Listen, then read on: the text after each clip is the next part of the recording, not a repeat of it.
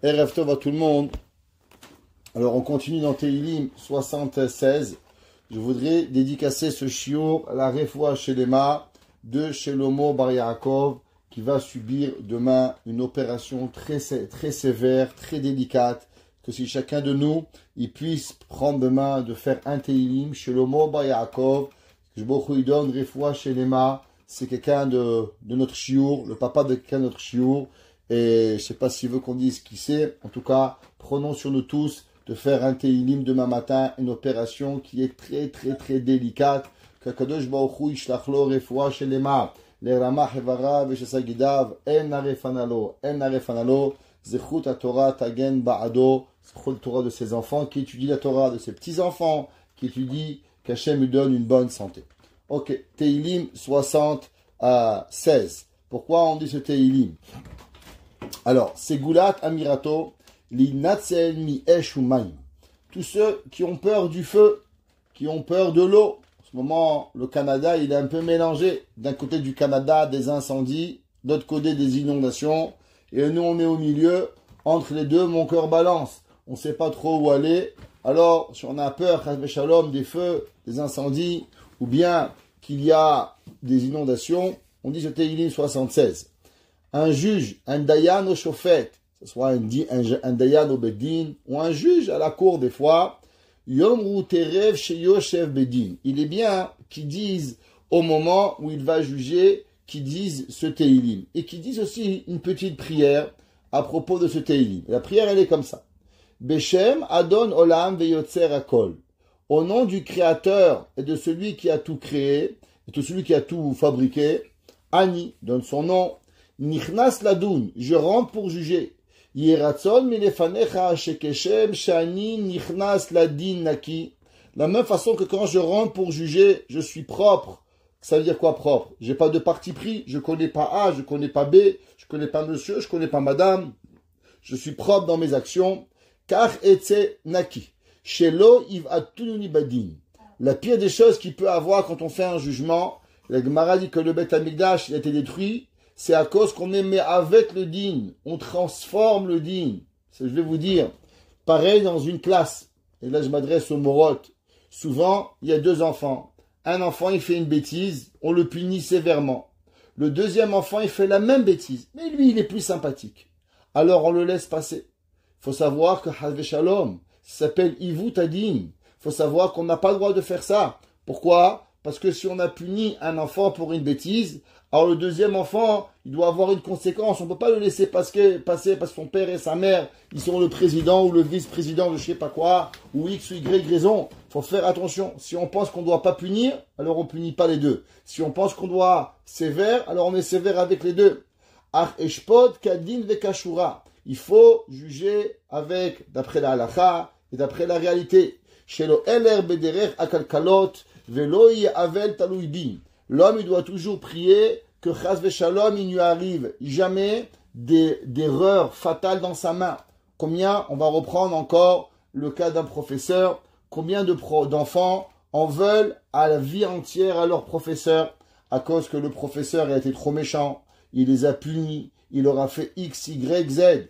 Alors nous sommes des professeurs, nous sommes des enseignants, et il faut faire attention. Pareil, quand on est au Bet Din, il faut être yachar, un homme droit. Il n'y a pas longtemps, il y a un Rav, il était au Bedin, il y a un Rav, il lui a demandé, il y avait deux cas. Alors le Rav, il lui a dit, qu'est-ce que vous pensez? Il dit, je pense que celui-là, il est coupable. Il dit, pourquoi? Quelle est la preuve de la halakha? Il dit, mon cœur, il me dit. Le deuxième Rav, il lui dit, mais je ne comprends pas. Est-ce qu'on juge d'après la Torah, d'après le cœur? Le cœur, il te dit qu'il est chayav. Ça veut dire quoi, ça? Un homme, pour être chayav, il faut des preuves. Il faut suivre un Shulchan Aruch, un code de loi, pour dire chayav ou patour. Je sens pas le monsieur, je pense qu'il est chayav. Hazve Shalom. On n'a pas le droit d'être comme ça. Un homme, faut être yachar, faut regarder, faut juger. Des fois, ça fait de la peine. Des fois, c'est vrai, il y a un millionnaire qui peut demander à un pauvre de lui rembourser 100 roubles, 200 dollars, 1000 dollars que pour lui, c'est rien, pour l'autre, c'est tout. Mais la halakha et la halakha, on n'a pas le droit de trafiquer la halakha. Amen et tzarse lavaed. On prie à Kadosh Baruch Hu que ça nous arrive jamais et qu'on juge tout le monde favorablement, ou si on doit juger, alors on doit le faire comme il se doit être fait. chapitre 76, on est toujours dans les prophéties de Asaph. Vous allez voir que ici, Asaph, il change de vocabulaire. Si vous prenez au début de 75 par rapport à 76, les deux commencent l'am natser, un chant. À différence, dans 75, il dit Atashret, détruis pas. Et ici, il dit bin ginot. Quelle est la différence? Pourquoi David Ameler, à propos de Asaph, dans 75, au début, il a commencé Atashret, de pas détruire. Et ici, il parle de bin ginot. Il explique, Chazal, et ils disent qu'on parle de deux situations différentes. Dans le Teilim 75, vous vous rappelez, on parlait quand les goïms, ils sont en train de prendre du pouvoir sur Israël.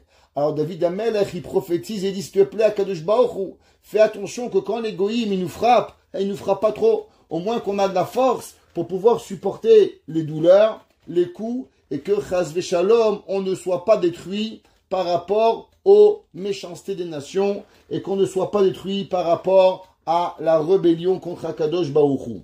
À l'inverse, ici, on va voir que David Amelech, il va parler de la prophétie. C'est une marloquette entre Rashi et les autres commentateurs, à savoir pourquoi il a été écrit. D'après certains, d'après le Radak, on parle de Milchemet Gog ou Magog, et d'après Rashi, on parle ici de la guerre de Sancheriv. On va expliquer le Pérec d'après les deux, d'après Rashi ou d'après le Radak, comment ça fonctionne. David Amelech, il écrit Noda bi Yehuda. On connaît dans Yehuda. Elohim be Israël, Akadosh Baruch Hu dans Israël, Gadol Shemo. Qu'est-ce que ça veut dire?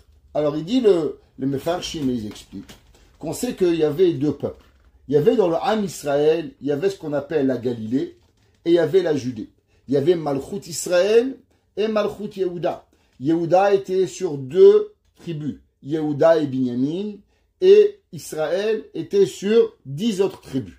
Malgré qu'il y avait 10 tribus dans Melech Israël, il en reste que malheureusement, majorité du temps de Malchut Israël, ils ont fait Avodah Zara. Et Malchut Yehuda, à plusieurs fois, ils se sont rattrapés et ils sont revenus vers Akadosh Baruch Hu. David Amelech, il dit, quelle est la raison pourquoi Yehuda, il connaît plus et il fait moins de Avodah Zara?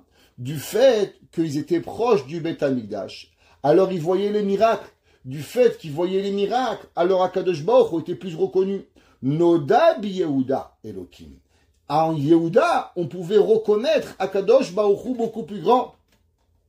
Dans Israël, la Malchut Israël, eux, ils reconnaissaient Akadosh Baruch Hu, mais pas aussi grand qui était dans Akadosh, qui était avec Yehuda. Pourquoi? À cause que du fait que dans Yehuda, ils pouvaient reconnaître la proximité avec Akadosh Baruch Hu. Alors du fait de cela, c'est pour ça qu'on pouvait voir. Un homme, la Gemara, a dit, où est-ce qu'on avait fabriqué la première école? La première école avait été fabriquée en face du Beth Amikdash. La Gemara a dit pourquoi? La Gemara a dit parce que tout celui qui voyait les Kohanim, les Lévim, le Beth Amikdash, les 10 miracles, il était impressionné par cela. Il avait une kirvat Hashem. Il avait un rapprochement d'Akadosh Baruch Hu. David Amelech, il dit pareil. Du fait que Yehuda, ils étaient autour du Beth Amikdash, alors ils avaient une proximité et une connaissance de Akadosh Baruch Hu beaucoup plus grande que les 10 autres tribus que malheureusement, ils n'étaient pas autant proches du Beth Amikdash. Le passage qui dit Vayi Beshalem Suko. Alors, que veut dire le mot Beshalem? Alors, intéressant que dans la Torah, on voit ce mot Vayi Beshalem. C'est quand? On voit qu'au moment où Avraham Avinu, il va revenir à la guerre, c'est marqué ou Malkitzedek Melech Shalem. Malkitzedek était le roi de Shalem. Otsi Lechem Yain. Il a sorti du pain et du vin à Avraham Avinu. Veu Kohen El Eliot. Nous dit Rashi que qui est Malkitzedek? Malkitzedek c'était Shem. Et c'était quoi Shalem? Shalem c'est la ville de Yerushalayim. Alors intéressant, si la ville elle s'appelle Shalem, comment ça se fait qu'on l'appelle Yerushalayim? Comment on est arrivé de Shalem à Yerushalayim? Juste d'abord ouvrir une parenthèse et vous dire que si vous allez regarder dans toute la Torah, vous allez voir que le mot Yerushalayim, il est généralement pas écrit avec le Yud. C'est écrit Yerushalem, pas Yerushalayim. Dans la majorité des psukim dans les Nevi'im, c'est jamais écrit Yerushalayim. C'est toujours 99% écrit Yerushalem. Alors, d'abord, pourquoi ce Yerushalem? Et si le nom, véritablement, il est Shalem, comment ça se fait qu'on est arrivé à Shalem, à Yerushalem? Pour comprendre cela, il faut savoir que le nom initial, comme j'ai dit, qu'il a fait Shem, s'appelle Shalem. Shalem vient de mot plénitude. Là-bas, Yerushalayim, il y a la Kedusha, la sainteté, il y a la Shlemut d'Akadosh Baruch Hu. C'est pour ça qu'elle s'appelle Shalem. Alors, quand est-ce qu'on a commencé à transformer le nom? Alors, c'est Avraham Avinu. Avraham Avinu, quand il est arrivé à Har HaMoriah, il a appelé la place là-bas Hashem Yir'eh. Il a appelé la place là-bas Hashem Yir'eh. Alors, on a pris les premières lettres de Hashem, Yud, Yir'eh, qui est Resh, et on les a collées avec Shalem. Ça a fait Hashem Yir'eh, Yer, Ye, Yush, Ye, Yud, Resh, Ve Shalem, ça fait Yerushalayim. C'est déjà le nom, un nom composé par rapport à la ville de Shem, par rapport au nom de la ville de Avraham Avinu, et ensemble on est arrivé à fabriquer ce nouveau nom de Yerushalayim. Maintenant, il faut savoir que même en anglais, les Goïms, ils n'appellent pas Jérusalem, ils appellent Jérusalem, parce qu'ils le prononcent sans le Yud. Le nom que les nations ont donné, qui est dans la Torah, il s'appelle Jérusalem. Il ne s'appelle pas Yerushalayim, Jérusalem. Pourquoi il n'y a pas ce nom véritablement qui est arrivé? La réponse, elle est qu'en vérité, quand on voit, on sait qu'en hébreu, comment vous mettez un pluriel? Le pluriel, il vient ou bien avec un yad, yadaim, yud même, ou bien avec vav, taf, ok? Cap, capote. Alors, il y a deux façons, masculin ou féminin, de faire un pluriel, ou bien yim, ou bien hot. Alors, on sait que chez nous, Yerushalayim, combien il y a de Yerushalayim? Il n'y a pas une ville de Jérusalem, mais il y a deux villes de Yerushalayim. Il y a une ville que l'on voit, c'est la ville de Yerushalem, qui est là présente aujourd'hui en Israël, mais il y a aussi la ville de Yerushalayim qui est dans le ciel. C'est pour ça que les Goïms, quand eux ils voient la ville, ils voient qu'une ville. Alors ils appellent Jérusalem, parce qu'il n'y en a qu'une, Yerushalem. À l'inverse, nous, on sait très bien qu'il n'y a pas une ville d'Israël, mais il y a deux places où il y a deux Beth Amikdash. Il y a la Yerushalayim d'en bas et il y a le Yerushalayim d'en haut. Et les deux sont juxtaposés l'une au-dessus de l'autre. Alors c'est pour ça qu'on va dire Yerushalayim avec un Yud pour faire le pluriel des deux villes et se rappeler qu'en vérité il y a deux temples, le temple d'en bas, le temple d'en haut, la ville du bas avec la ville du haut. Et c'est pour ça que nous écrivons Yerushalayim et pas seulement Yerushalem. De plus, on sait que Yerushalayim elle a deux principes. Elle est la capitale de la ville matérielle d'Israël. Que veut dire la ville capitale matérielle? Chez nous, dans chaque pays, il y a une capitale. Le Québec, le Canada, c'est Ottawa. L'Amérique, c'est Washington. La France, c'est Paris. C'est la capitale physique. Seulement, il y a quelque chose de plus. Dans Yerushalayim, il y a la capitale de la spiritualité. Premier exemple aux États-Unis. Il y a la capitale où il y a le Parlement. Et il y a la capitale où il y a l'argent. C'est où l'argent en Amérique? À New York. New York est 100 fois plus riche que Washington. Il y a une petite ville, il n'y a pas grand-chose qui se passe là-bas. Ottawa, vous vous perdez tellement c'est calme, il se passe rien du tout. La capitale économique, c'est du Canada, c'est Toronto, c'est pas Ottawa. Ça veut dire qu'il y a plusieurs genres de capitales. Yerushalayim, elle a une différente capitale. Elle a une capitale matérielle et elle a une capitale spirituelle. Elle a une spiritualité qui est dedans. Et quand nous, on parle de capitale d'Israël, alors on ne peut mentionner seulement la capitale matérielle. On est obligé de mentionner quoi? La capitale de la spiritualité. C'est pour ça qu'on dit Yerushalayim. la yim, au pluriel de. À l'inverse, les goïms, que les goïms, ils pensent que le Vatican, c'est la capitale de la spiritualité, ou bien Mumbai en Inde, ou bien Paris, je sais pas où, mais il en reste que pour nous, eux, il y a une capitale qui est la capitale du pays. C'est pas une capitale spirituelle, c'est pour ça qu'ils appellent Jérusalem. Tandis que nous avons deux capitales matérielles et spirituelles, alors on appellera cela Yerushalayim et pas seulement Yerushalem. On continue dans le passouk. David Amelech, il écrit, il dit, Va'i beshalem souko, quand il va être shalem souko. C'est quoi souko? Souko vient du mot souka. Souka veut dire une cabane. Pourquoi David Amelech, il a comparé Yerushalayim à une cabane?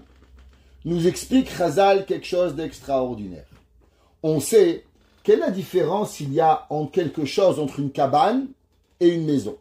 La Gemara a dit par exemple, Basukot teshvu shiv'at yamim. Dans une cabane, vous resterez 6 jours. La Gemara dans Masechet Souka, elle demande, mais comment on doit construire une cabane? Qu'est-ce que ça veut dire une cabane? Une cabane, c'est quoi? Est-ce qu'il faut des murs en papier? Est-ce qu'il faut des murs en bois? Qu'est-ce que ça veut dire une cabane? La Gemara a dit que du fait que la Torah a dit Basukot tishvu shiv'at yamim, ça doit être une construction qui doit être provisoire, qui peut durer combien de temps? 7 jours. Alors quelque chose qui peut durer 7 jours s'appelle une souka. Quelque chose qui peut durer ad vitam aeternam s'appelle baït, s'appelle une maison pour pouvoir y arriver. Donc la Gemara a dit que tse midirat keva, sors de ta maison fixe, ve dar bedirat aray, et va habiter dans une maison qui est secondaire. On sait que le premier temple, combien de temps il a duré? 410 ans. Le deuxième temple, combien de temps il a duré? 420 ans. En tout et pour tout, depuis la création du monde, combien d'années Akadosh Baruch Hu il a eu de maison? 830 ans. En tout et pour tout, Akadosh Baruch Hu n'a eu seulement 830 ans une maison sur 5780 ans.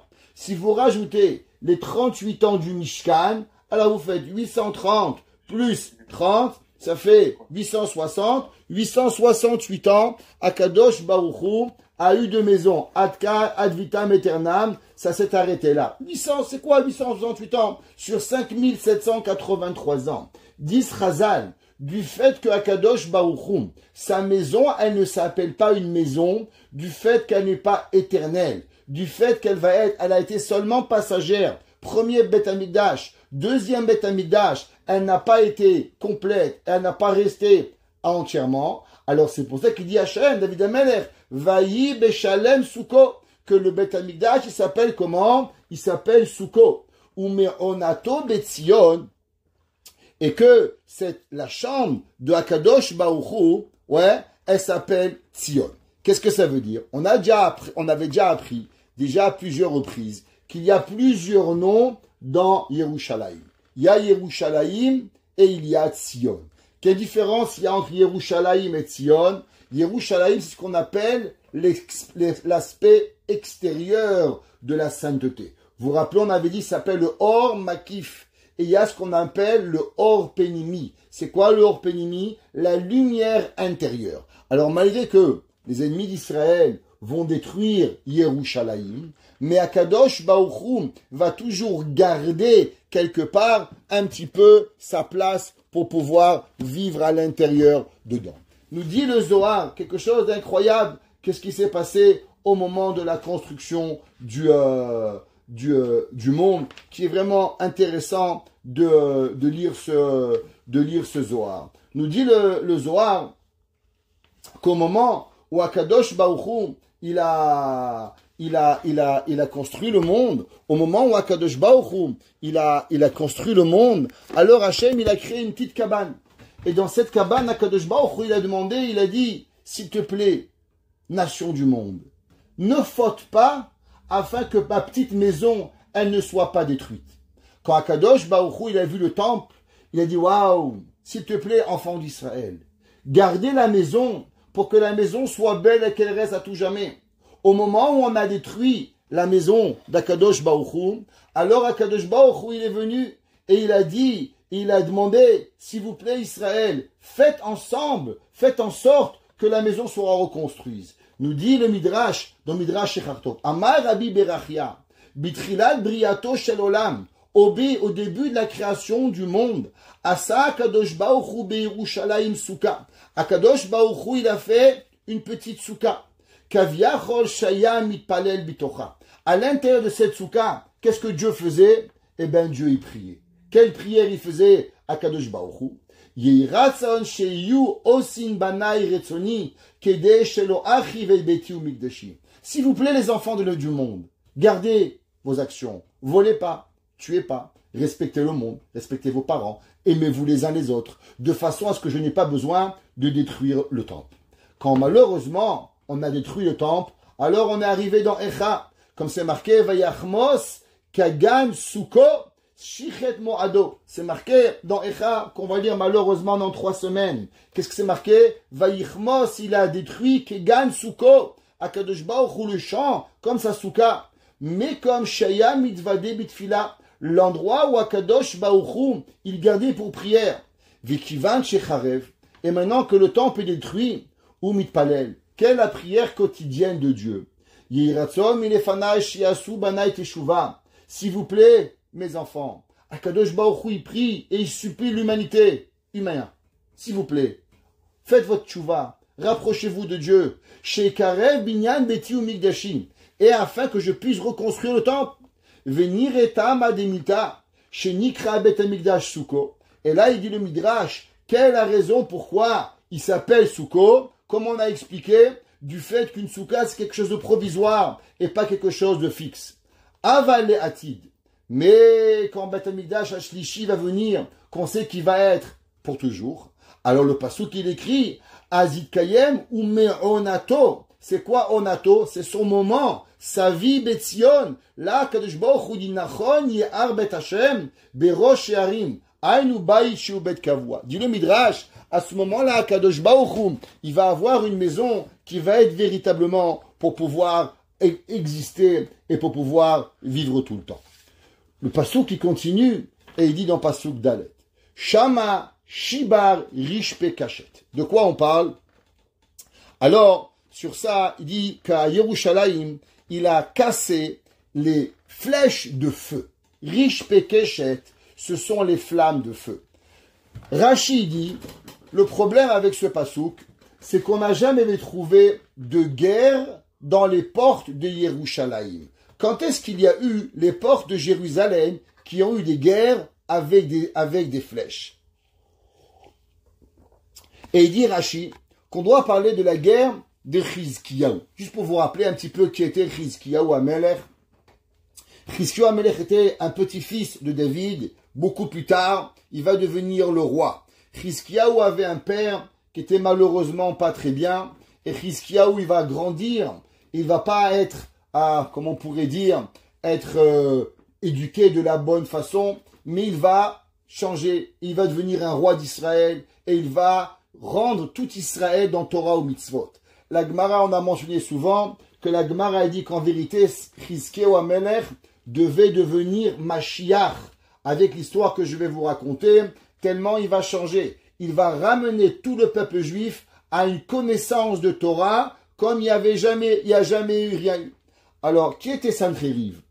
Sancheriv était un roi assyrien, roi de Syrie aujourd'hui, si on pourrait appeler, et que d'abord, il a conquéri, comme on a dit qu'il y avait 2 royaumes.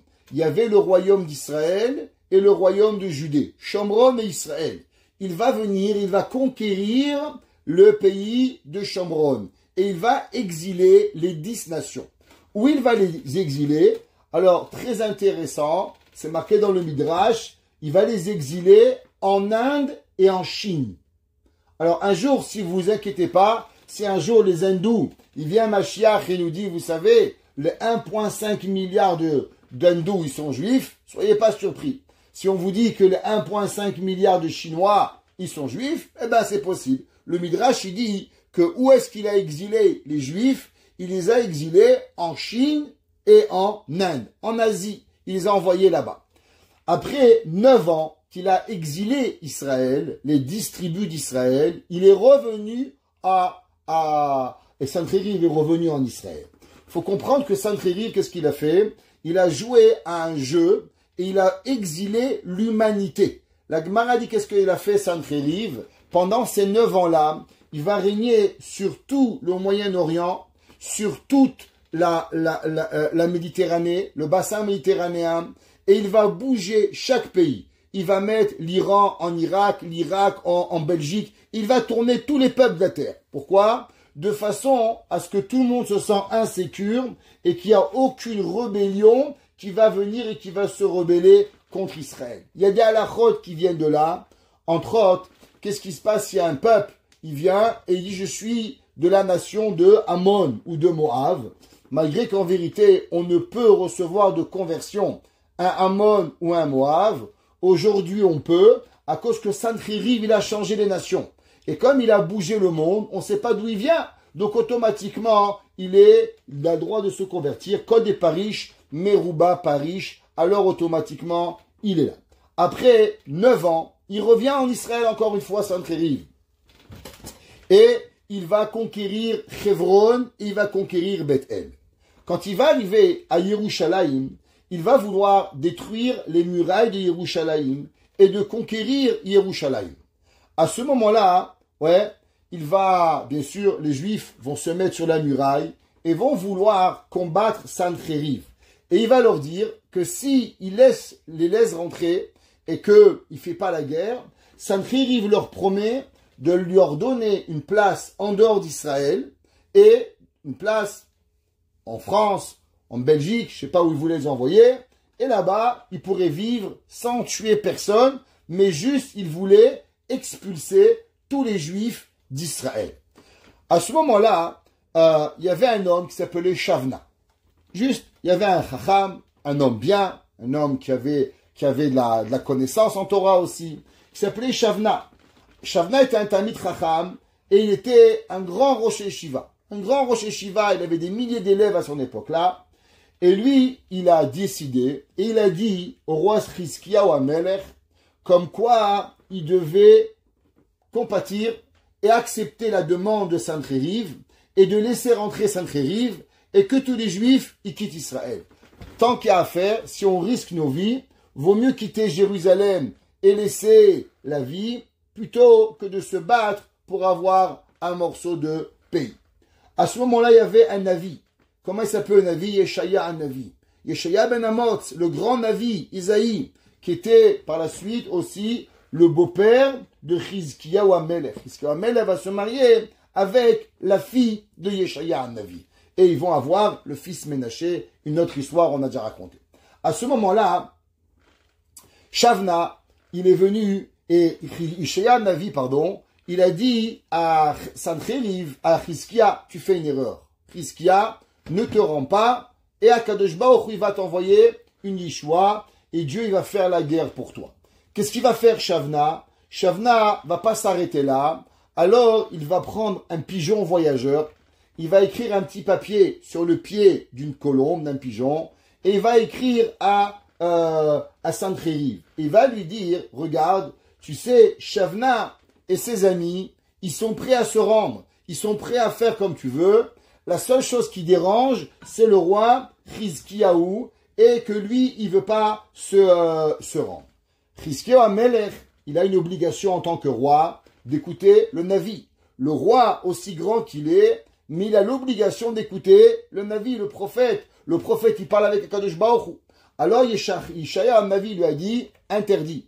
Tu n'as pas le droit d'écouter Shachna et tu dois rester en Israël. Pourquoi? Parce que le peuple juif, sa vitalité, c'est le Beth Amikdash. Comme on a dit au départ, Noda Yehuda. Noda Yehuda, que Yehuda ne connaît, Noda Yehuda ne connaît Yehuda Kadosh Baruch Hu que grâce au temple. Donc il lui a dit, tu n'as pas le droit de partir et de servir Hachem pour pouvoir arriver, et que toute notre existence au peuple juif, elle est seulement avec Israël.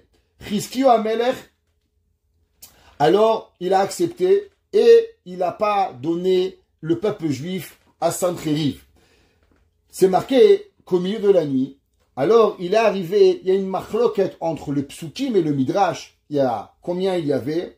Il y avait 185 000 soldats qui entouraient Jérusalem.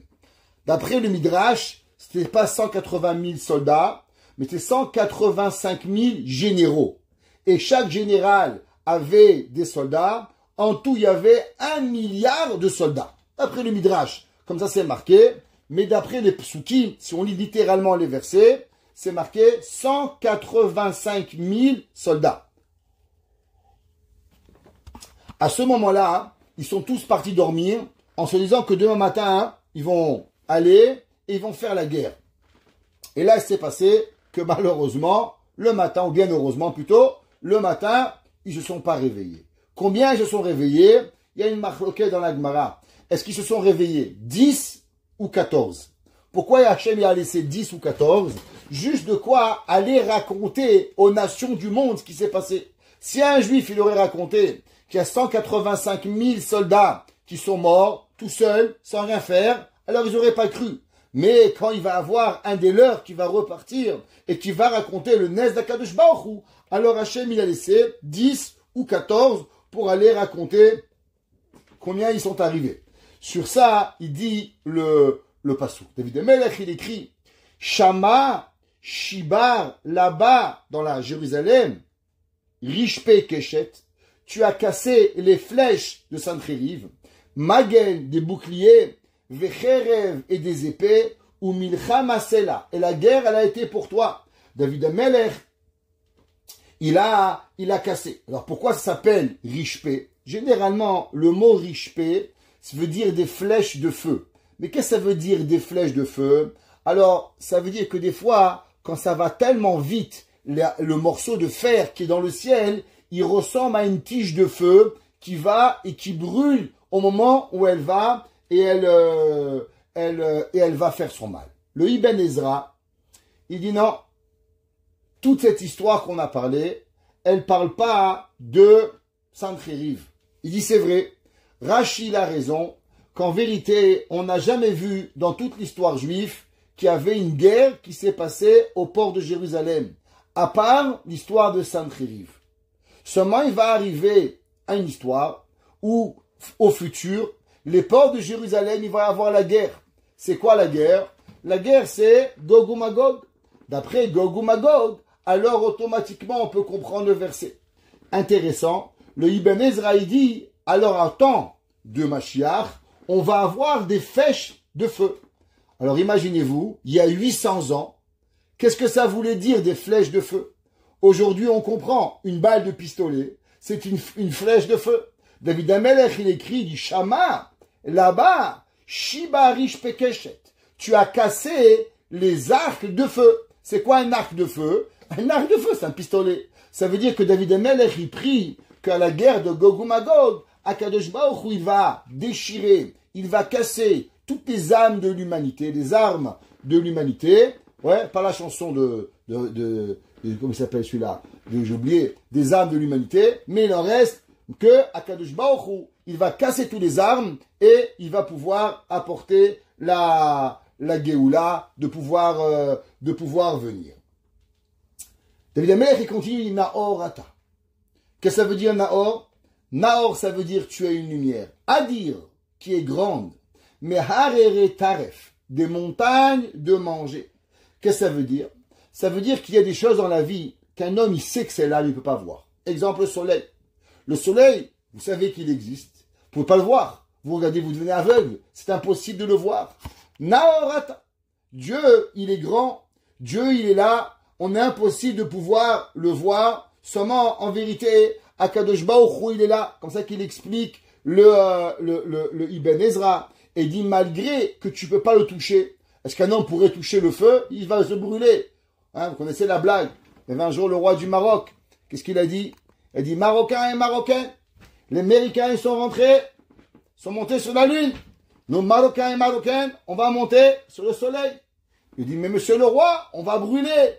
Il dit, Ahmad, on va monter la nuit. Ok? Alors, c'est pas un Tunisien.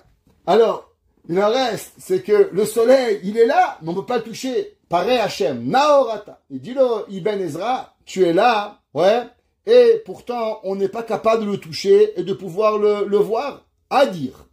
Qu'est-ce que ça veut dire à dire? Ça veut dire que c'est terrifiant des montagnes. De quoi on parle? Il y a des forêts.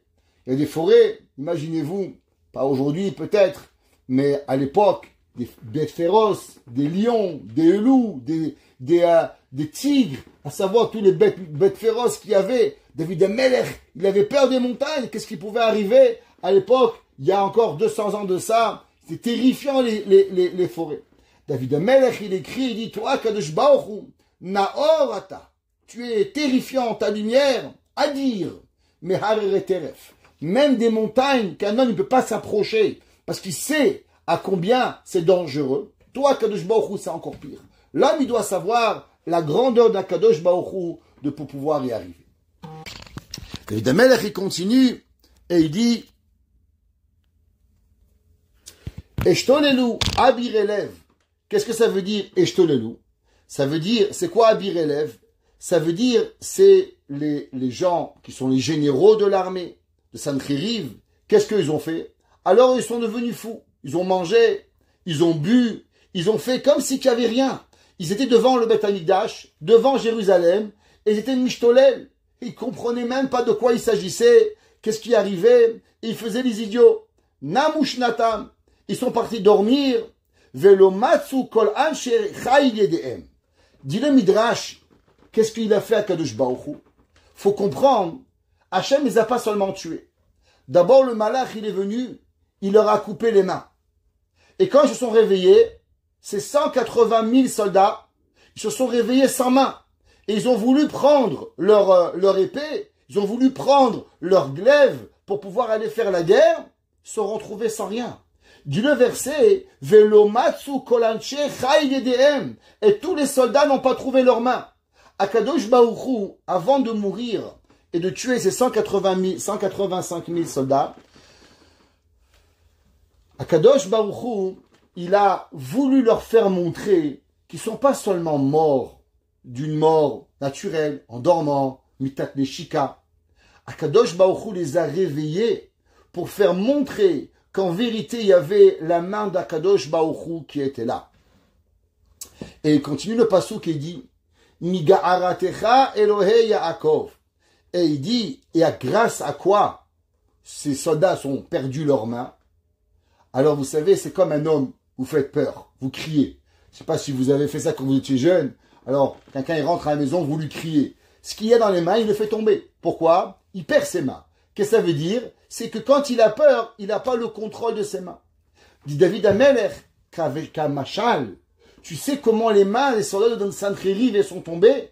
Jusqu'en toi, Dieu, tu as crié, avec le cri d'un ange, les mains des Sancheriv sont tombées. Dieu préserve, ils n'arrivaient plus, ils n'ont plus de mains. Ils se sont endormis, tout le chant, il dit le verset, Nirdam verechev asus. Tout le monde connaît l'histoire du prince charmant, que le prince charmant il est arrivé et qu'il a trouvé tout le monde endormi, même les chevaux. D'où elle sort cette histoire? Eh bien l'histoire elle sort de Sancheriv. David Amelech il écrit, il dit qu'avec Sancheriv, Akadosh Baruch Hu il a endormi entièrement tous les chevaux, tous les animaux, tout le monde était complètement endormi et personne n'a pu ressentir qu'est-ce qui est arrivé. Atanora. David Amelech il dit waouh. Hachem, l'homme il doit être terrifié de Dieu.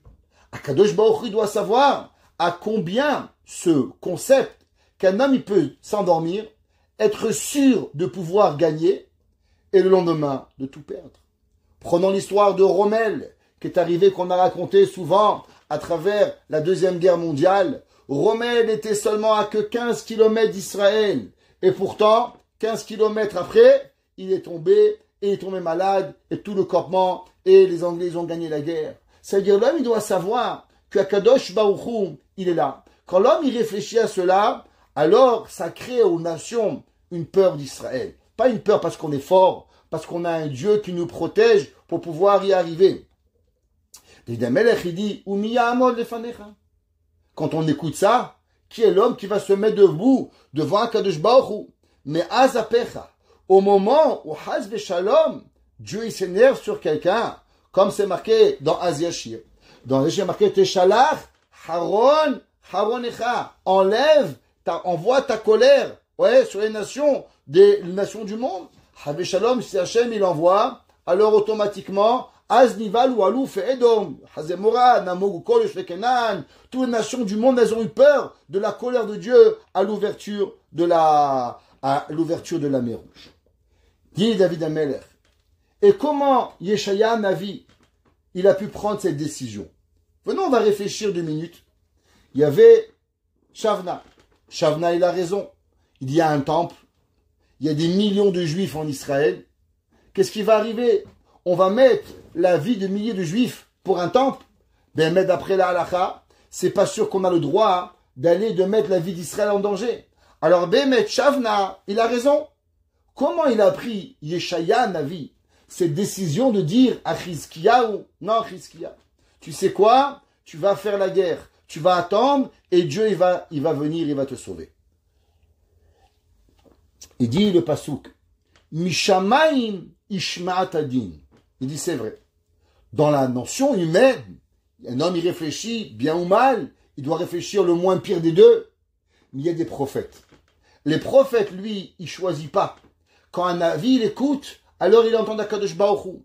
David Amelech il dit, tu sais qu'est-ce qui va arriver à Yeshaya? Mishamay mishma'at adin. Du ciel, tu vas écouter quoi? Tu vas faire entendre. Eretz yarea veshakta. Comme la terre, elle va avoir peur et elle va se taire. Qu'est-ce que ça veut dire? Eretz yarea veshakta. La Gemara dans Masechet Shabbat, elle dit qu'est-ce que ça veut dire? Eretz yarea veshakta. Il dit la Gemara, à cause que tout le monde vous connaissait, qu'au moment où Akadosh Baruch Hu il a demandé aux nations du monde, est-ce que vous voulez recevoir la Torah? Toutes les nations du monde, qu'est-ce qu'elles ont dit? Elles ont dit non. Alors, la terre, Yarea, il lui manquait qu'une nation. Une seule nation, est-ce que Israël va accepter la Torah? La terre, Eretz Yara, la terre entière, elle a tremblé. De quoi elle a tremblé? Elle s'est dit, regarde, si malheureusement, le peuple d'Israël accepte la Torah, on a une vie.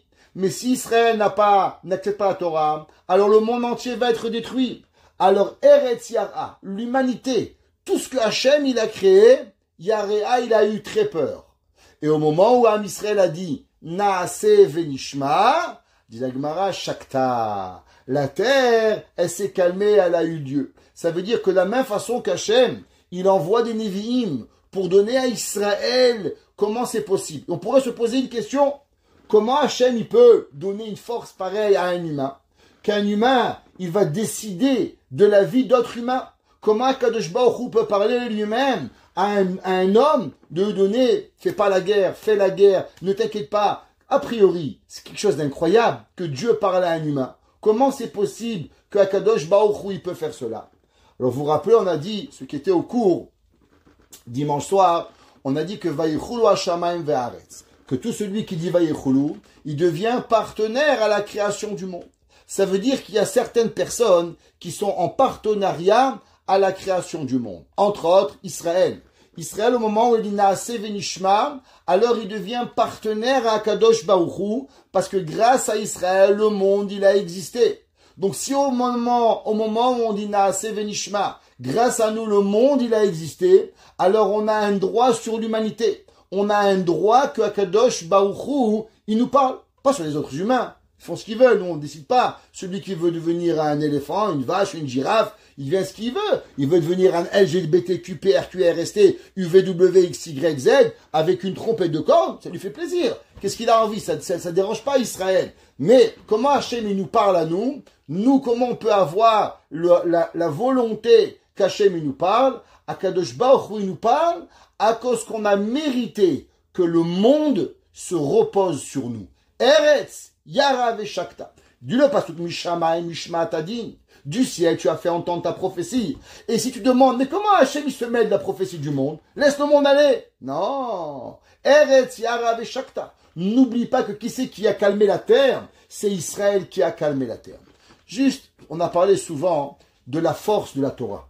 Qu'est-ce que c'est la force de la Torah? On a ramené souvent, vous savez, que c'est marqué dans la création du monde. Vaï ere vaï boke yom echad. vayere vayiboke yom sheni, vayere vayiboke yom hashishi. On avait dit pourquoi il y avait un hé en plus. Le hé en plus, c'est lui qui a dit, attention, il faut faire une condition avec le monde. Si la Torah, le peuple juif, il accepte, très bien, sinon, alors le monde, il va venir et il va être détruit. Je vais vous poser une question. Comment le peuple juif, il a su qu'il fallait dire Naase Venishma? Comment il a eu cette idée de pouvoir dire Naase Venishma?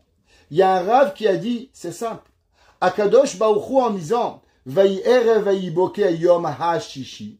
Alors tous les juifs du monde se sont posé la question, pourquoi il y a un hé en plus? Et tout le monde, il a compris qu'en vérité, la création du monde a été sous condition. Ça veut dire que ce qui a donné à Israël pendant 400 ans en Égypte, pendant la galoute, pendant les exils, de dire Naase Venishma 40 jours après la sortie, c'est à cause qu'on a lu Vayere Vayiboke Yom HaShishi. Ça veut dire que tout le mérite de l'univers, depuis le début de sa création, jusqu'à la fin de sa création, on la doit à quoi? On la doit à une seule lettre. Quelle lettre? La lettre He. C'est pour ça que c'est marqué dans le passou Kibeya Hashem Tsurolamim. Qu'Hashem, il a créé le monde avec deux lettres. La lettre Yud et la lettre He. Qu'est-ce que ça veut dire la lettre Yud et la lettre He? Alors la lettre Yud, bien sûr, elle représente le Yesh. Qu'est-ce que ça veut dire le Yesh? Le Yesh qu'on a expliqué au cours aussi le dimanche, qu'en vérité il y a un Yesh mais Aïn. Hachem avait rien et il a créé quelque chose. Donc le Yud, il représente l'existence, il représente un rien, une petite lettre dans quelque chose. Quand vous prenez un papier, vous mettez une tache, c'est quoi? Une tache, c'est un Yud, c'est quelque chose qui existe. Ça provient du Yesh. Qu'est-ce que c'est le He? Le He, c'est la condition. C'est quoi une condition? Une condition, c'est qu'il a deux conséquences. C'est pour ça qu'il y a dans le He, il y a deux ouvertures. L'ouverture à gauche et l'ouverture à droite. Ça veut dire que pour pouvoir que le Yud, il existe, le Yesh, il existe, alors le Yesh, il a besoin que le He, il puisse exister à condition que la condition du He, elle va venir. Ou bien on prend à gauche, ça veut dire qu'on prend l'ouverture et on accepte la Torah, ou bien on descend en bas et le monde, il va être détruit. Ça veut dire que si là, un jour, il se pose une question, à combien elle est profonde une lettre de la Torah? Eh ben, il me dit Rav Yaakov Meir Shechter que l'homme, il a juste à réfléchir. Qu'en vérité, toute la Torah n'a coexisté que grâce à une lettre qui s'appelle le He, à cause de Yom HaShishi, qui a fait réfléchir l'humanité, réfléchir à Israël pour recevoir la Torah. À combien le passuk qui Eretz Yar'a Veshakta. C'est pas marqué Eretz Yar'a Veshaket. Pourquoi Yar'a Veshakta? Avec au féminin, bien sûr, parce que Eretz peut être masculin et féminin, pour nous apprendre que le He. Tu sais pourquoi? À cause de Yom HaShishi, ce He-là, qui a fait partie de la condition pour pouvoir arriver à avoir le monde qui est la terre de pouvoir, à le pouvoir y arriver. Le Radak, il dit que pareil, ouais, Gog ou Magog. Comment on peut savoir ce qui va arriver? Comment ça fait des millénaires, Yeshaya, Yecheskel ont prophétisé sur la Melchemet Gog ou Magog. Aujourd'hui, on sait, on est à deux doigts d'un fou, Poutine, ouais, qui peut appuyer sur un bouton, peut déclencher une guerre atomique. Et là, on se demande, mais qu'est-ce qui va arriver avec Israël? Comment Israël pourra survivre à une guerre de Gog ou Magog? Et la vérité, en vérité, un homme normal, ou bien un juif, ou bien il est suicidaire, ou bien il est fou, mais un homme normal ne devrait plus rentrer chez lui, il devrait creuser chez lui un bunker, prendre toutes ses économies, vendre sa maison à Miami, vendre sa Mercedes, vendre sa Ferrari, et se construire un bunker anti-nucléaire, et vivre là-bas jusqu'à la fin de la guerre. On est à deux doigts, c'est ce qui va arriver, comment on peut vivre? La réponse, elle est vraie. La question, elle est vraie. Si c'est pas qu'on a une promesse, que les Nevi'im, ils ont dit, qu'en vérité, tout celui qui a la Emouna, tout celui qui croit à Kadosh Baruch Hu, alors à Kadosh Baruch Hu, il va le sauver de Milchemet Gog ou Magog. Tout celui qui fait le Shabbat, la Gemara dit Kol HaShomer Aneget le Shabbat, tout celui qui fait le Shabbat et qui enjoy le Shabbat, qui fait profiter le Shabbat, alors il est sauvé de Mitzol Milchemet Gog ou Magog. Si on n'a pas ces promesses-là, ben il faut vendre la maison, prenez votre maison, vendez-la, allez vous acheter un bunker en plein milieu des provinces du Canada et sauvez-vous. Demande le Navi, demande le Rada, comment tu manges, comment tu bois, comment tu peux exister. Tu n'as pas peur? Bien sûr, j'ai peur. Tu sais pourquoi? À cause d'In Eretz Yarea Veshakta. Parce qu'Akadosh Baruch Hu, il a permis au prophète, à travers Gog ou Magog, pour pouvoir y arriver. Pasuk Yud. David Amelech, il écrit, et il dit, tu sais, qu'est-ce qui arrive? Bémet, qu'est-ce qui fait que l'homme, il n'a pas peur? Ouais, il a la émouna. Comment on a la émouna avec Akadosh Baruch Hu? Bekum la mishpat Elokim. Quand Dieu, il va se lever, et il va faire le din. C'est quoi le din? La gvoura, la punition à l'humanité, à tous ceux qui ont été des mécréants. Alors nous, avec quoi on va se lever? Avec quoi on a cette force de pouvoir dire, nous on va venir, on est ma'amin à Hashem? Il dit le pasuk, Leoshia kol an ve'eretzela. Qu'est-ce que ça veut dire Leoshia? Leoshia c'est pour sauver. Magen ou Moshia, protéger et sauver. Quelle différence entre Magen ou Moshia? Ozer, Magen ou Moshia. Quelle différence entre Ozer, Magen ou Moshia? Tous les matins, vous avez filé à 3 fois par jour. Quelle différence entre Ozer, aider, Magen, protéger, ou Moshia? Alors, juste une petite parenthèse. C'est quoi Ozer? Ouais. Akishbochou, il est Ozer. Hachem, il est Magen. Hachem, il est Moshia. Je pense qu'on l'avait dit dans un cours, sinon je vous le dis aujourd'hui. Ozer, c'est avec vous et Hachem. Ça veut dire, des fois, dans la vie, quelqu'un, il fait quelque chose. Hachem, il est, exemple, un homme, il va au magasin, il achète 100 carottes. Maintenant, il trouve un acheteur qui lui achète 100 carottes. Alors, comment il a eu la bracha? Parce qu'il est allé au magasin, il a acheté 100 carottes, et maintenant il les a vendues. Donc, il a eu la parnassa. C'est une combinaison de deux choses. Toi et Hachem. Toi, tu as fait ishtadout, tu as acheté tes 100 carottes, et pas des 100 patates, 100 carottes. Alors, il a acheté, il a fait. Donc, il a gagné 100 carottes. C'est Ozer. Il y a Magen. C'est quoi Magen?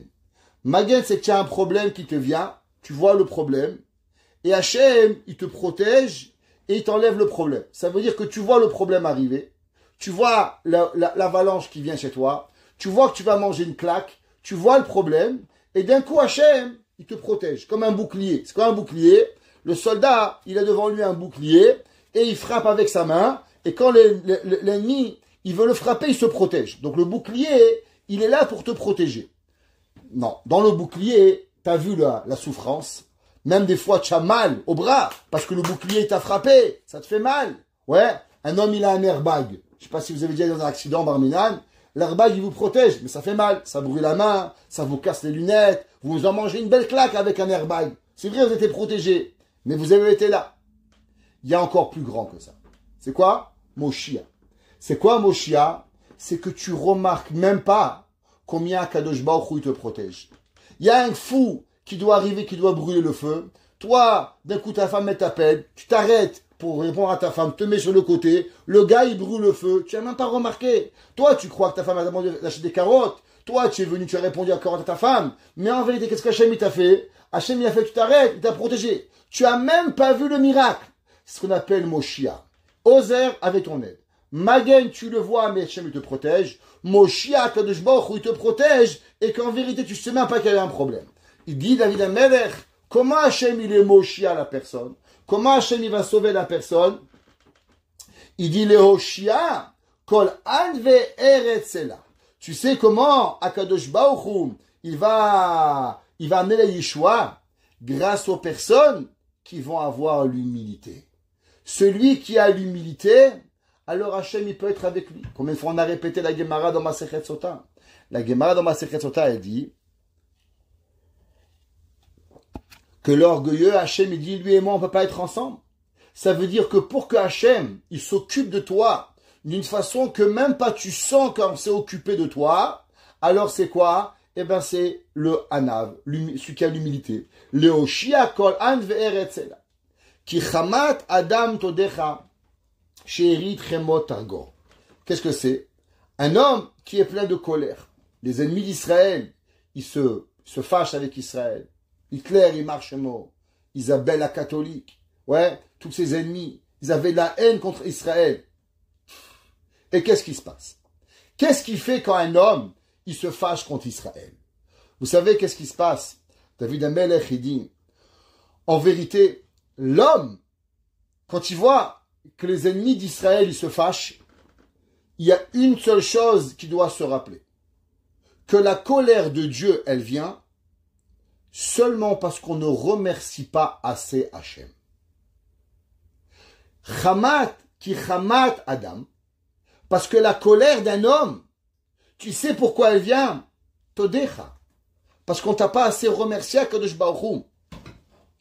En vérité, quand Hachem il punit les ennemis d'Israël, quand Hachem il voit les goyim monter, la première chose, dis merci Hachem. Remercie à Kadosh Baruch Hu. Rappelle-toi à combien Hachem il est bon. L'homme qui remercie Hachem, alors il lui arrive rien. Quand l'homme il voit à combien Kadosh Baruch Hu il a aidé, alors Behemet, il doit remercier Hachem. Vous savez, c'est marqué dans les Sfarim, dans les kabbalistes des années 60, ils ont écrit que Mashiach il a failli venir 2 fois. À la guerre de Kippour et à la guerre de 6 jours. Et malheureusement, aux 2 fois, à la place de faire un jour de remercier Hachem, merci Boré Olam. Tu as sauvé Israël, une petite nation, qu'est-ce qu'on était? 3 pelés, 4 tondus, avec un mécanicien et un rabbin et un plombier à la guerre. C'est même pas une armée. Qu'est-ce qu'on était? De 47 à 61, des hommes qui sortaient des camps de concentration, qui revenaient à peine d'être sur des pieds, des gens qui étaient en Tunisie, au Maroc, des boulangers et des bouchers avec des fusils. Réflexion 2 minutes. Qu'est-ce que c'est? Vous voyez les Marines américains, ils mesurent 1m95 au carré de chaque côté, ils font du sport pendant des mois pour arriver à devenir des soldats. Qui en était? Personne. On a oublié une chose. On a oublié de remercier Akadosh Baruch Hu. Alors Mashiach, il n'est pas venu. Si on avait juste dit merci Hachem, alors combien on aurait pu arriver à Akadosh Baruch Hu? Un Israël ne doit jamais oublier Hodou l'Hachem Kitov. Parce que même quand il y a du mal, c'est là qu'il doit remercier Hachem. Et quand il remercie Hachem, alors tout lui arrive du bien. Chez Erit Remot Argo. Que quoi? Que même s'il y a encore beaucoup de colère dans les nations du monde, ouais, mais quand ils vont voir comment un Israël, avec sa prière, comment il est capable de pouvoir repousser les armées les plus fortes avec la prière. Alors David Amelech, il dit que chez Erit Remot Argor, le remerciement d'Israël va faire que le reste des nations, ils vont être Argor, ils vont être fermés, ils vont être complètement arrêtés, complètement pour pouvoir de pouvoir y arriver. Rabbeinu Yonah. Rabbeinu Yonah Chirundi, dans le Sha'ar Dalet, c'est le quatrième partie, quatrième Perek de Sha'ar Teshuvah. Dans le Perek, dans le Hot Yudbet. Là-bas, il dit, qu'est-ce que c'est ce pasouk? Chez Erit Chemot Targo. Il dit David Rabbeinu Yonah, qu'un homme, que malheureusement il a des souffrances. Qui en a pas? Shiduchim, Parnassa, Shlom Bayit, chacun avec ses problèmes. Hein? Il n'en manque pas des problèmes. Celui qui lui en manque, qui peut regarder le voisin, il va comprendre. Ok? J'y crois pas. Barminan. Chacun de nous avec ses propres problèmes. Alors, généralement, l'homme qui a des problèmes, qu'est-ce qu'il dit? C'est pas juste. C'est pas juste. Ah, c'est pas juste. Pourquoi moi j'ai pas de problème? Et là, il y a un homme, il m'a appelé hier. Il m'a dit, Rabbi, pourquoi chez les autres tout va bien, chez moi qui va mal? Je dis, monsieur, dans quel livre vous vivez? Dans quel Walt Disney vous vivez? Même chez Mickey Mouse, c'est des problèmes. Minnie, elle veut pas se marier avec Mickey. Et Donald, il est pas content, il n'a pas de femme. Je dis, même dans Mickey Mouse, dans Walt Disney, il y a des problèmes. Dans quelle vie vous vivez? Il dit, ouais, mais chez les autres, c'est tout bien. Il y a que chez moi des problèmes. Je dis, monsieur, ou vous êtes aveugle, ou vous êtes bête. Mais entre les deux, je sais pas comment vous vivez. Ok? Rabbeinu Yonah, il dit, quand un homme, il a des problèmes, alors de dire, c'est pas juste. C'est pas la façon de faire à avoir. Pourquoi? Parce que Yov, il a dit ça. Yov, ouais, il a dit c'est pas juste. Hachem, il a dû le protéger, sinon il serait tombé. L'homme, il doit remercier Akadosh Baruch Hu pour tout ce qu'il a, dans le bien, dans le mal, c'est pas important. L'homme, il doit remercier Akadosh Baruch Hu. Rabbeinu Yonah, il dit qu'il chamat Adam. Il dit que même si la personne qui a des souffrances, elle remercie Hachem, s'il remercie Akadosh Baruch Hu même sur le mal en disant, sûrement j'ai fauté, sûrement Hachem a fait quelque chose pour mon bien, pour pouvoir y arriver. Bien sûr, l'homme, il ne doit pas jamais demander des malheurs. Jamais l'homme, il demande des malheurs à Dieu. Mais s'il reçoit des malheurs, il doit dire à Kadosh Baruch Hu, regarde à Kadosh Baruch Hu, je suis modé. Alors, chez Erit Chamot, il dit, qu'est-ce que ça veut dire? Il dit que, Rabbeinu Yonah, il dit que l'homme qui remercie Hachem, alors imaginons, l'homme, par exemple, il aurait dû recevoir 1 kilo de problème. il a reçu un demi-kilo de problème. À pas se demander pourquoi. Ouais. Alors il va dire, tu sais Hachem, je te remercie, je suis encore en vie. Merci à Kadosh Baruch Hu. Sûrement j'ai dû faire un péché, sûrement j'ai dû mourir. Il dit à Ben Yona, She'erit Chamot Targor, alors à Kadosh Baruch Hu, le deuxième kilo, il te l'enlève. Ça veut dire au début, Hachem, il envoie un petit peu. Il veut savoir comment tu réagis. Si tu dis pourquoi, why, Z. Vous connaissez la blague. Il dit why, il dit Z. Il n'y a pas de why, il n'y a pas de raison. Z, comme ça. Ah ouais, Y, Z. Il n'y a pas de raison, c'est Hachem qui a décidé. Tu veux, tu as encore plus de soucis. Mais si l'homme, il dit, tu sais quoi Hachem, j'accepte. Sûrement j'ai dû faire quelque chose de mal. Et sûrement on a dû faire du mal. Alors, il dit à Ben Yona, à Kadosh Baruch Hu, le deuxième partie de tes problèmes, ou 3/4, ou 80%, chacun avec son kilo, eh bien, il lui enlève entièrement de pouvoir y arriver. Il y avait un jour un homme qui avait une souffrance au pied, et il est venu voir le Rav Edelstein. Et le Rav Edelstein, il a dit, ce Rabbi Yona, il a fait. Il a plus eu mal au pied. 2 ans après, l'homme, il est revenu et dit, Rabbi, les mal de pied, il est revenu. Vous pouvez me répéter le Dvar Torah? Vous n'allez pas croire. Et le Rav, il lui a redonné le Dvar Torah. Et encore une fois, il a perdu le mal de pied. 2 ans après, il a encore eu mal au pied. Il dit, Rabbi, répétez-moi le Dvar Torah. Parce que chaque fois que j'écoute, je me rappelle de remercier Hachem. Et comme ça, dès qu'il avait un bobo, il revenait chez Rav Edelstein. Et Rav Edelstein, il lui répétait sur Rabbi Yona. Et il disait merci à Hachem et les soucis partaient pour pouvoir y arriver. Alors ce qui arrive, d'accord? Et ça c'était ce qui David Amelech, il continue et il dit Nidru veshinmu l'Hachem elokechem. Qu'est-ce que ça veut dire? Malgré que normalement il n'est pas bien de faire des vœux, et de faire des vœux c'est jamais bien. Mais Béchat Sarah, au moment où on est en grave problème, faut faire un vœu et le payer tout de suite. Ne pas attendre, ça peut être grave. Alors David Amelech, il dit, Nidru veshilmu l'Hachem elokechem. Faites des vœux et payez-les tout de suite. Kol siviva yovulu shayla mora. Alors Akadosh Baruch Hu, toutes les nations du monde, ouais, elles vont apporter des cadeaux à Yerushalayim et au roi Mashiach, ou bien à ce moment-là, c'était à Chizkiya ou à Melech, ouais, par rapport à la crainte qu'ils ont eue, qui vont venir, qui arrive. Comme Bémet c'est venu. Qu'au moment où Chizkiya ou Amelech il a gagné la guerre contre Sancheriv, toutes les nations du monde sont venues et elles ont fait des cadeaux, ils ont eu peur. Même Nebuchadnezzar, qui était à l'époque général, il a eu peur de Chizkiya ou Amelech. Comment Chizkiya ou Amelech il a pu arriver à combattre une armée sans même sortir une épée que Kadosh Baruch Hu il a combattu pour lui. Il dit le verset Yivtzor Ruach Negidim Nochal Nora le Malchei Eretz. Il dit que tous les gens forts et les riches qui ont malheureusement de la gava, ouais, alors Akadosh Baruch Hu, à la fin, qu'est-ce qu'il va faire? Eh ben, il va les couper. Ça veut dire quoi? Celui qui croit qu'il est grand, malheureusement, à la fin, il va pas arriver. Nora le Malchei Eretz. Et pareil, tous les rois du monde, ils vont avoir peur et Hachem va leur enlever tout l'orgueil qui vont arriver. Juste pour rapporter quelque chose de Rabbi Nachman, encore 1 minute et je vous laisse tranquille. Et il dit, Rabbi Nachman de Breslev, et il dit, comment l'homme, il prend la hashgacha shelema. Qu'est-ce que ça veut dire? L'homme, il veut la confiance en Dieu. C'est difficile de maintenir la confiance. L'homme, il a confiance le matin. Après, à 10h, il reçoit un coup de téléphone de la banque. À 11h, c'est plus difficile. À 5h, il a perdu la Emouna. Comment garder la confiance tous les jours? Comment garder tous les jours la Emouna?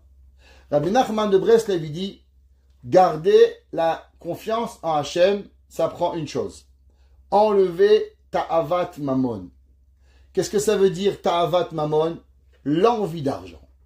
Il y a des gens, ils courent derrière l'argent. L'argent. Il n'y a pas de fin. L'argent, c'est un dieu chez eux. C'est la pire des choses qui peut leur arriver. Et il dit que l'homme, s'il veut avoir la Emouna et la Hashgacha envers Hachem, il doit enlever la Ta'avat Mamon. Et il dit comment on a la Ta'avat Mamon, comment on la casse? Avec la Tzedaka. Tu donnes, Hachem il te redonne. L'homme qui a la Ta'avat Mamon, il ne peut pas donner un sou, il ne peut pas donner. C'est trop dur pour lui. C'est difficile pour arriver. Et il dit Rabbi Nachman, c'est ça que c'est marqué dans le Teilim qu'on vient qu'on vient de lire, Yivtzor Ruach Negidim. Il dit, qu'est-ce que ça veut dire? Yivtzor à la fin, qu'Hachem, il va casser Ruach Negidim, Nora le Malchi Eretz. Il dit qu'Hachem, il va casser tous les hommes riches. Il dit, Sha'ruach Memaet Ta'avat Anegidut Va'ashirut. Il dit que le Ruach, le souffle d'Akadosh Baruch Hu, qui est Behemet la Tzedaka, alors elle va l'enlever. Niguna deleva zebichinat maseu matan.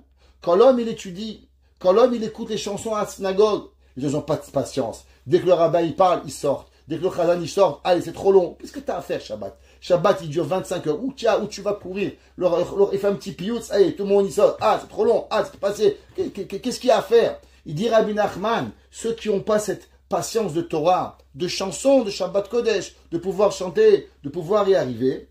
Il dit que Moshe Katouf, c'est où Zimra, Utnutov Chedva, Zeh Mesamer Bechelko. Et dit Rabbi Nachman, vous savez, qu'un homme qui apprécie une chanson, qu'un homme qui apprécie un Dvar Torah, c'est un homme qui est heureux de ce qu'il a. Un homme qui court toujours, il n'est pas, la prière est trop longue, le rabbin il parle trop de temps, il a toujours à répéter chez tout le monde, il a à critiquer tout le monde. Vous savez pourquoi? C'est parce qu'il n'est pas heureux de ce qu'il a. T'aimes pas ton rabbin, t'aimes pas ta synagogue, t'aimes pas ton chazan, t'aimes pas ta femme, t'aimes pas ton fils, t'aimes pas ton père, t'aimes pas ta mère, et tu cours derrière une vie. Alors automatiquement l'homme, il a la ta'avat mamon pour pouvoir y arriver.